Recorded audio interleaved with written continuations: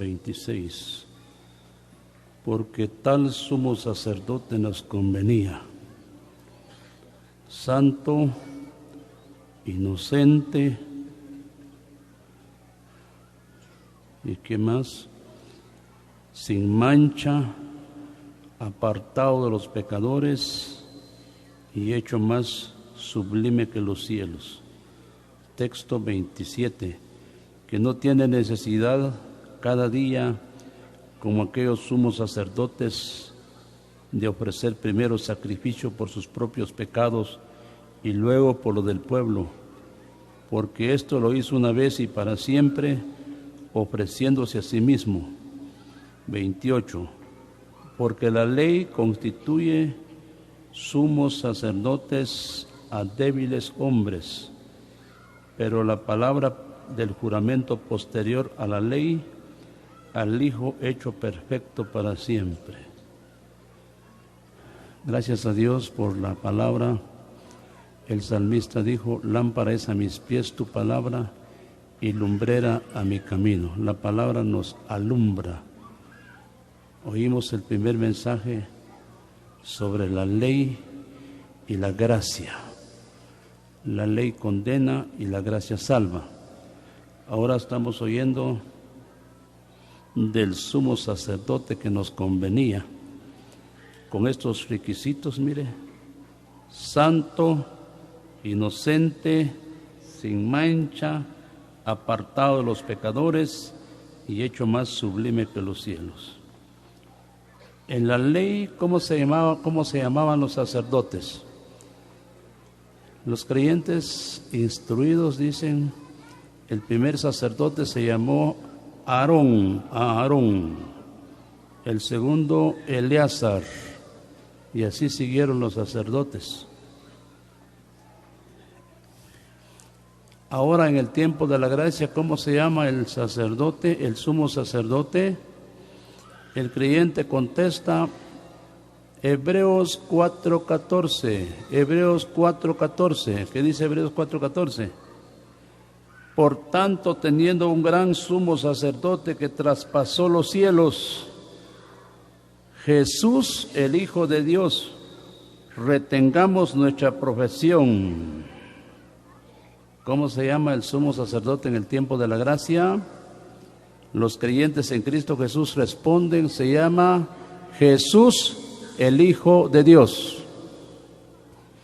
Antes, Aarón, pero no podían continuar porque eran hombres mortales como nosotros, morían. Pero el que está ahora tiene un sacerdocio inmutable, no muere, no cambia, es sumo sacerdote eternamente, que está sentado a la derecha del trono de Dios. Oiga lo siguiente, digamos, dice que la ley constituye a hombres débiles, que tenían que ofrecer primero un sacrificio por sus pecados y luego por lo del pueblo, porque eran humanos, iguales que nosotros, pecadores, ofensivos a Dios. Pero ahora oiga el capítulo 10 de Hebreos y su versículo es 11. Y ciertamente todo sacerdote está día tras día, todos los días, ministrando y ofreciendo muchas veces los mismos sacrificios que nunca pueden quitar los pecados. 12. Pero Cristo, habiendo ofrecido una sola vez para siempre un solo sacrificio por los pecados, se ha sentado a la diestra del trono de Dios.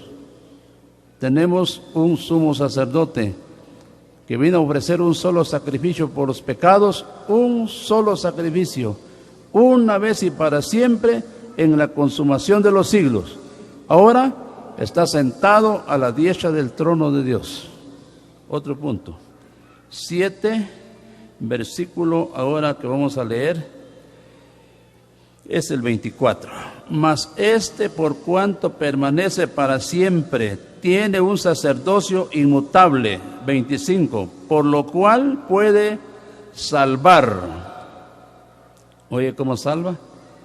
Perpetuamente a los que por medio de él se acercan a Dios, viviendo siempre para interceder por ellos. Dice que Él puede. Murió, fue sepultado, resucitó a los 3 días, a los 40 días se fue a los cielos, se sentó a la diestra del trono de Dios, permanece para siempre y ya no muere nunca. Nunca va a morir el Señor. Tiene un sacerdocio inmutable, que no cambia, que no va a morir nunca, y ahora puede salvar. ¿A quiénes salva? A los que por medio de Él se acercan a Dios. Salva perpetuamente, eternamente. Él lo dijo en Juan 10:28, y yo les doy vida eterna, y no perecerán jamás. Mi Padre que me la dio es mayor que todos, y de las manos de mi Padre nadie las puede arrebatar. Quiere decir que ni el diablo, ¿verdad? Cuando dicen nadie es que ni el diablo, mucho menos una persona. Los creyentes estamos en la mano de Dios y en la mano del Hijo. Estamos en doble mano. El creyente verdadero tiene una seguridad eterna, tiene salvación eterna, perdón eterna y tiene una casa eterna en los cielos. Qué maravilloso. En esta tarde estoy hablando un poquito de esto porque aquí dice en mi texto que estoy leyendo, porque tal sumo sacerdote nos convenía, santo, inocente, sin mancha y apartado de los pecadores y hecho más sublime que los cielos. Voy a tomar mi mensaje que voy a poner esta tarde. Apartado de los pecadores. Usted lee en el Salmo 1:1, bienaventurado el varón que no anduvo en camino de pecadores, apartado de los pecadores. Ahora me voy a referir a Job capítulo 1. Miramos un vistazo aquí, un vistazo al Señor Jesucristo. Ahora miremos a Job 1:1. Hubo en la tierra de Uz un varón llamado Job. ¿Cómo era Job? Era un humano igual que nosotros. Este hombre era perfecto y recto y temeroso de Dios y apartado del mal. Hubieron hombres también apartados de lo malo. Tenía 10 hijos Job, 10 hijos tenía. Lamentablemente los hijos a veces no siguen los caminos buenos del papá, de los padres. Lamentablemente. Se vio en el antiguo tiempo y se mira ahora. Los padres a veces dejaron un buen ejemplo a los hijos, pero los hijos no imitan los ejemplos de los padres. Lamentablemente a veces se imitan más los malos ejemplos que los buenos ejemplos. Job era recto, perfecto, temeroso de Dios y apartado del mal. ¿Y sus hijos cómo eran?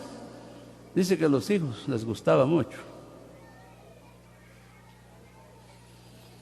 Cada día celebraban el día de su santo, dice la gente, ¿verdad? Sus cumpleaños los celebraban. Y cada vez que celebraban esos sus cumpleaños, cada uno en su día, eran banqueteos.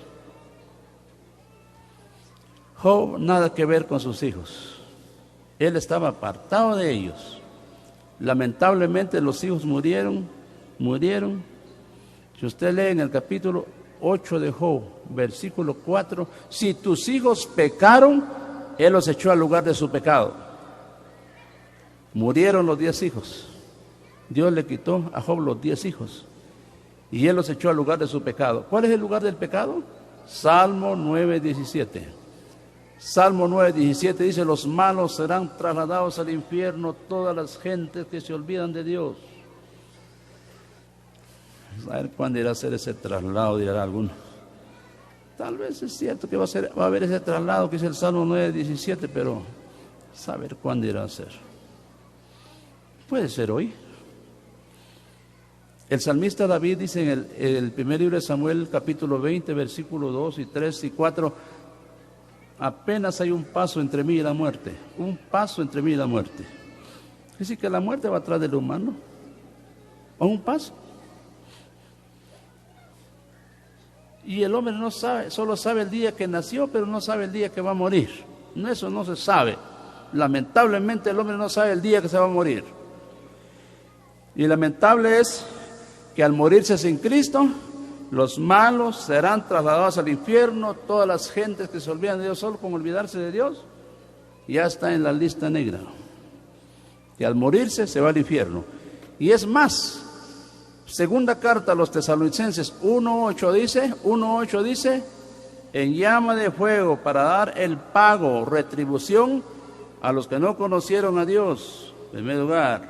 Segundo, ni obedecen al Evangelio de nuestro Señor Jesucristo. Serán castigados de eterna perdición. No es para 2, 3 años. El castigo va a ser eterno, para toda la vida.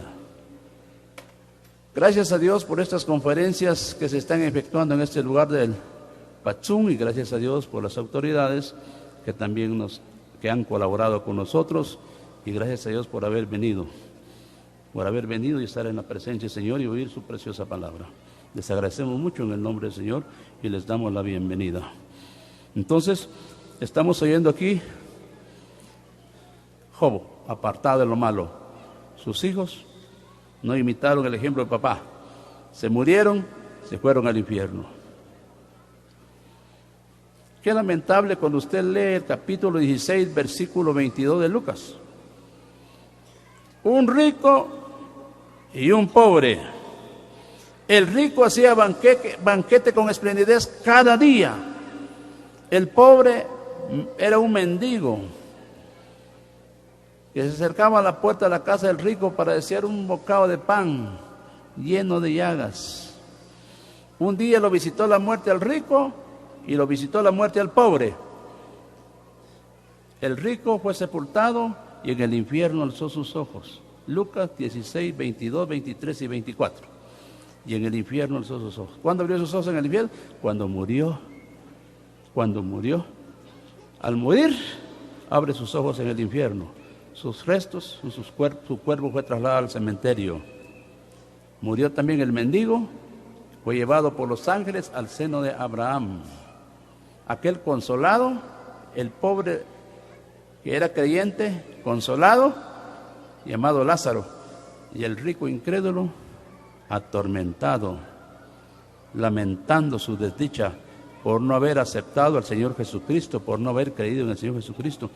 Porque en el antiguo tiempo también había evangelio. Se llama el evangelio profético, el evangelio que predicaron los profetas. Dijo Pedro en el capítulo 10, 43 de los Hechos, de este dan testimonio todos los profetas. Serán castigados de eterna perdición, ¿ya? Por no haber conocido a Dios y no haber obedecido al evangelio. ¿Qué cuesta obedecer al evangelio? No cuesta obedecer al evangelio. Solo es oír con mucha atención. ¿Cuál es el evangelio? ¿A qué se le llama evangelio? En la primera carta que Pablo escribió a los Corintios, capítulo 15, versículo 3, dice, porque primeramente os he enseñado lo que asimismo recibí, que Cristo murió por nuestros pecados conforme a las Escrituras, y que fue sepultado conforme a las Escrituras, y que resucitó a los 3 días conforme a las Escrituras. A eso se le llama evangelio. Eso lo predicaron los apóstoles. Lo predicaron los hermanos después de ellos, lo estamos predicando nosotros. Ese evangelio llega gratuitamente al oído de la gente, no se le cobra ni un solo centavo para venir a oír el evangelio, porque el evangelio no es un negocio, no es un lucro. Las asambleas de la sana doctrina estamos presentando el evangelio gratuitamente a la gente.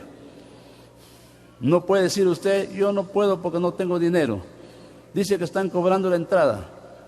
Aquí no se está cobrando para entrar a oír el evangelio.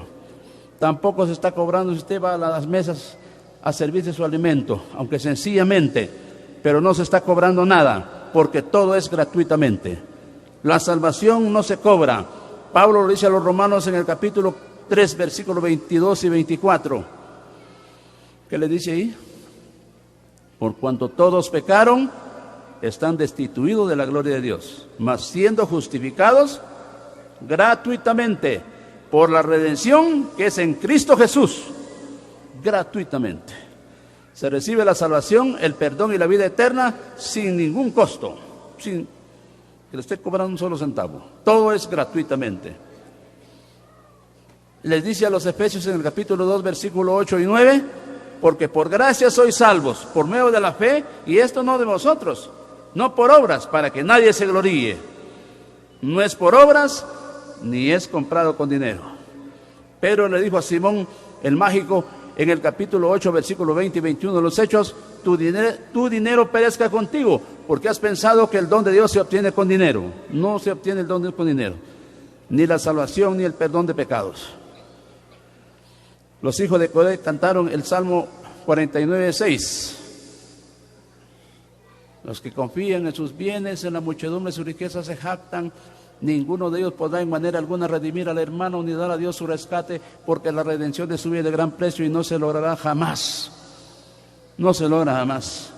Pero Cristo dice en Mateo 28, 28, dice el Señor, porque el Hijo del Hombre no vino para ser servido, sino para servir y para dar su vida en rescate por muchos. Ya dio su vida por nosotros, está sentado a la diestra de Dios. Ahora, solo se recibe por la fe nada más. Pablo le dice a los romanos en el capítulo 6, versículo 23, porque la paga del pecado es muerte, mas la dádiva de Dios es vida eterna en Cristo Jesús, Señor nuestro. La dádiva de Dios es vida eterna en Cristo Jesús, Señor nuestro. Solo se recibe cuando se acepta a Cristo. Cuando se recibe a Cristo por la fe en el corazón, se acepta a Cristo, se recibe esa dádiva de la vida eterna. No se compra, no se está vendiendo. El Señor no está vendiendo la salvación, ni tampoco la vida eterna, ni tampoco la entrada a los cielos. Todo es por medio de la fe en Jesucristo. El que vino del cielo ya lo pagó todo, con haber muerto en la cruz y haber derramado su sangre, todo está pagado. El pecador solo debe recibir nada más la salvación, el perdón de pecado. Así que estamos mirando aquí, Job, imitando la vida de Cristo, imitando la vida del Señor Jesús, apartado. Oigamos lo siguiente, el libro de Isaías 52, 11. El libro de Isaías, capítulo 52, versículo 11. Como dice el 52, 11 de Isaías.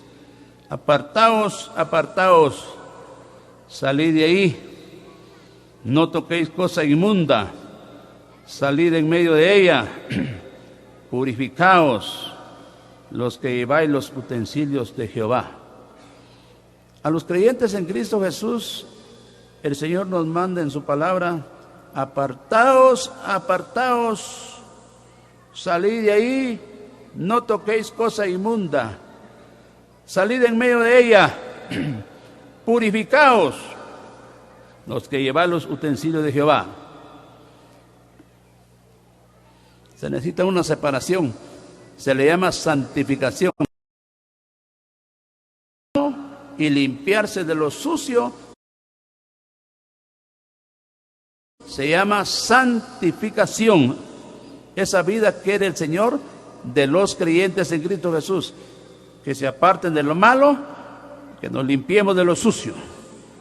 Pablo le dice a los Corintios en la segunda carta, capítulo 7, versículo 1, amados, puesto que tenemos tales promesas, limpiémonos de toda contaminación de carne y de espíritu, perfeccionando la santidad en el temor de Dios.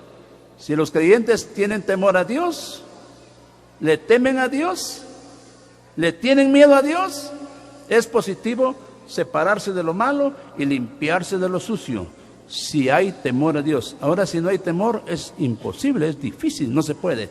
Se necesita que haya temor a Dios. Apartaos, apartaos, salid de ahí, no toquéis cosa inmunda, salid en medio de ella, purificaos los que lleváis los utensilios de Jehová. Para agarrar, para tomar las cosas del Señor, tenemos que estar santificados. Tenemos que estar limpios para no tocar las cosas del Señor con las manos sucias. El creyente tiene que estar santificado, tiene que estar limpio para tomar las cosas del Señor. ¿Ya? Porque si no, puede pasar esto, mire. Primer libro de las Crónicas 15, capítulo 15 del primer libro de las Crónicas. Es muy delicado tomar tocar las cosas del Señor con manos sucias. Al no estar el creyente apartado de lo malo, limpio de lo sucio, es muy delicado. 10, versículo 13 del primer libro de las Crónicas. Así, vamos a ver, el capítulo 15, 13 del primer libro de las Crónicas. Digamos cómo dice: pues por no haberlo hecho así vosotros la primera vez, Jehová nuestro Dios nos quebrantó, porque no le buscamos según su ordenanza. Así dice el 14, así los sacerdotes y los levitas se santificaron para traer el arca de Jehová, Dios de Israel. Esta vez llevaban el arca del pacto, lo llevaban en un carro nuevo. Los sacerdotes, los levitas que llevaban el arca del pacto no se habían santificado. Tomaron, agarraron el arca del pacto con las manos sucias, no estaban santificados, no se habían purificado. El arca del pacto era la misma presencia de Dios y era muy delicado. Antes de actuar, antes de llevar el arca del pacto, se tenían que santificar para tomarlo, para agarrarlo, para llevarlo. Y lo tenían que llevar no en carro, sobre hombros. Y esta vez lo estaban haciendo mal, porque lo llevaban en un carro nuevo y los levitas no se habían santificado. Dios los quebrantó, mató a Usa al instante, murió Usa. David comenzó a investigar por qué nos quebrantó Dios. ¿Por qué mató a Usa? ¿Cuál fue nuestro error? ¿Cuál fue el motivo por qué mató a Usa? Y se dio cuenta que porque no se habían santificado, tomaron el arca del pacto sin santificarse, sin purificarse. Dios se enojó con ellos, quebrantó a Usa. Es muy delicado, hermanos, cuando la vida de nosotros no está apartada de lo malo, no está limpio de lo sucio. Es muy delicado tomar, agarrar las cosas del Señor, y aún para tomar el ministerio de la predicación y de la enseñanza. Continuemos leyendo la palabra. Oigamos lo siguiente. Tenemos aquí ahora la segunda carta a los Corintios, capítulo 6, versículo 17. El Nuevo Testamento, segunda carta a los Corintios, capítulo 6, versículo 17. Ahora es el Nuevo Testamento. 6:17 dice: por lo cual salid en medio de ellos y apartaos, dice el Señor, y no toquéis lo inmundo, y yo os recibiré. 18, y seré para vosotros por padre, y vosotros me seréis hijos e hijas, dice el Señor Todopoderoso. Ese es el Nuevo Testamento. El Señor pide de nosotros una santificación.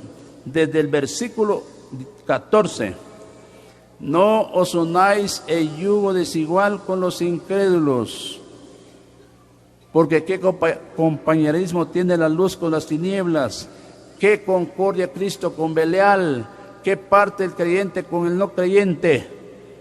Así, el creyente tiene que estar separado hasta en el matrimonio.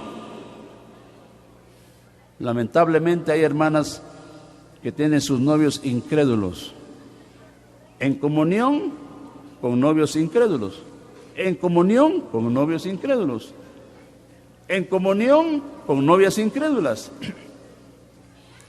No están obedeciendo a la palabra del Señor. Y es más, cuando se lleva a cabo el matrimonio en yugo desigual, la palabra dice no, y el creyente dice sí. Se llama desobediencia. Le dijo Dios a Adán: no comerás del fruto del árbol de ciencia del bien y del mal, no comerás. Y Adán comió. Se llama desobediencia, y por esa desobediencia sufrieron las consecuencias. Y las consecuencias fueron de ser echado del huerto del Edén. ¿Lo lamentaron? Lo lamentaron. Lo lamenta el creyente, pero ¿ya para qué? Ya cuando está bien amarrado, bien arruinado. ¿Cuántos lo han lamentado? Antes de actuar, antes de caer en ese pecado del yugo desigual, debe pensar con tiempo porque después lo va a lamentar, pero ya va a ser demasiado tarde. Entonces, la palabra de Dios aquí dice, salid de ahí, no toquéis cosa inmunda. El creyente tiene que estar separado, apartado de todas esas cosas, aún hasta en el matrimonio, para no caer en el yugo desigual. La palabra de Dios, nosotros solo lo leemos nada más, y es usted, hermano o hermana, la obedece, gracias a Dios, le va a ir bien. Si la va a desobedecer, le va a ir mal. A Adán le fue mal por haber desobedecido. Dios le dijo no, y Adán dijo sí. Oigamos lo siguiente, porque nuestro tiempo ya llega. Leamos ahora lo siguiente, que dice en el capítulo 15 de los Hechos. Hechos 15, y su versículo es 20. Dice el 15:20 de los Hechos, sino que se les escriba que se aparten de las contaminaciones de los ídolos, de fornicación, de ahogado y de sangre. Verso 29, que os abstengáis de lo sacrificado a ídolos, de sangre, de ahogado y de fornicación. Oigamos lo siguiente, las cuales cosas, si os guardareis, bien haréis, pasadlo bien. Gracias a Dios por la luz de la palabra. Los gentiles que se convirtieron al Señor, no se les inquiete a guardar la ley mosaica como se venía oyendo, sino que se les escriba que se aparten de las contaminaciones de los ídolos, de ahogado, de sangre y de fornicación. Lo ratifica en el verso 29, que os abstengáis de los sacrificados a ídolos, de sangre, de ahogado, de fornicación, las cuales cosas, dice el texto que estamos leyendo el 29, si os guardareis, bien haréis, pasadlo bien. El creyente que obedece a la palabra de Dios le va bien, le va bonito. Como dice Efesios 6:2, honra a tu padre y a tu madre, que es el primer mandamiento con promesa para que te vaya bien y sea de larga vida sobre la tierra. Eso está hablando de los hijos, ¿no? Cuando el creyente obedece a Dios, le va bonito, porque hay creyentes que les ha ido bonito, pero hay creyentes que les ha ido mal por no obedecer a la palabra de Dios. Daniel, cuando llegó a Babilonia, 1:8 de Daniel propuso en su corazón a no contaminarse con la comida del rey. Le mandaron su porción de la comida real, pero Daniel dijo, yo soy hebreo y el rey es un rey pagano, come de toda clase de animales, lo sacrifica a su ídolo, y yo soy hebreo, no me conviene. Dice que se propuso en su corazón a no contaminarse y no se contaminó, guardó su vida. Un joven llamado Daniel, que venía de la cautividad a Babilonia. Nosotros, hermanos, el Señor quiere que vivamos separados. La última palabra, la primera carta a los Tesalonicenses, capítulo 5, versículo 23. Primera carta a los Tesalonicenses, capítulo 5, y su versículo 23 dice,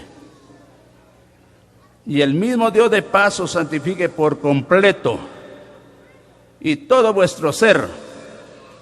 El hombre se compone de 3 partes, espíritu, alma y cuerpo, sea guardado irreprensible para la venida de nuestro Señor Jesucristo.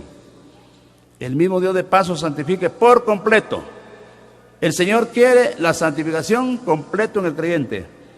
Santificación del espíritu, santificación del alma y santificación corporal. Las 3 partes del ser humano. El espíritu inmortal, el alma inmortal, el cuerpo es mortal. ¿Ya? El Señor quiere nuestra santificación completo para poder servir al Señor y para poder esperar al Señor que muy pronto viene, porque de un momento a otro el Señor aparece en las nubes y la iglesia desaparecerá sobre la tierra.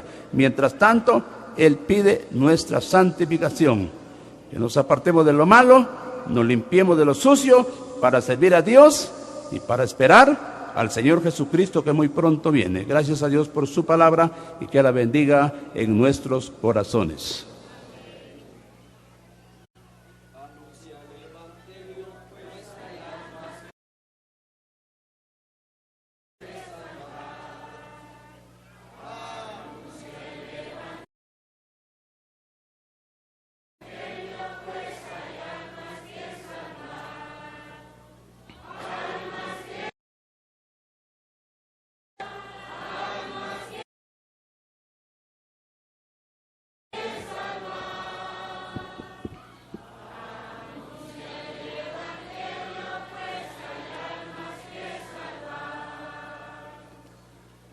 En el nombre de nuestro Señor Jesucristo, el Evangelio de San Juan, capítulo 20, le voy a leer. Versículo a dar lectura es el versículo 15 y la Sagrada Escritura dice de esta manera. Jesús le dijo: mujer, ¿por qué lloras? ¿A quién buscáis? Ella, pensando que era el hortelano, le dijo: Señor, si tú lo has llevado, dime dónde lo has puesto, y yo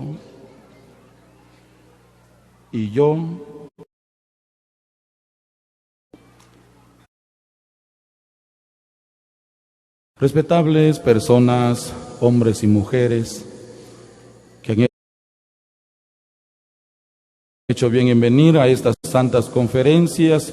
Ignoramos la distancia donde usted ha venido,